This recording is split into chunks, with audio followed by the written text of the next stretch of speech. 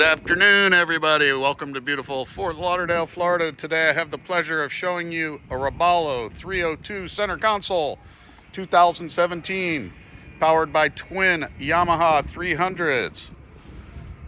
Nice big fold-out seat here at the transom. Folds up for fishing. Dual live wells, one in the back corner, one here at the prep station. You see the slide-out Yeti cooler there.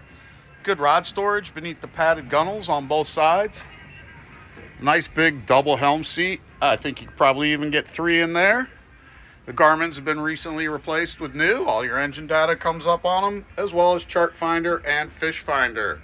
Boat features Lenco electric tabs with auto retracting. A nice big vent window in these Robalos all the way across. VHF is located in the overhead radio box.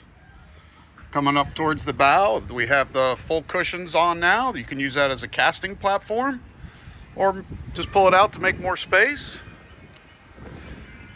Anchor roller up front, trash can here. You have a nice enclosed head in this boat with an easy entry door so you can stand up on your way in. Vanity with sink as well.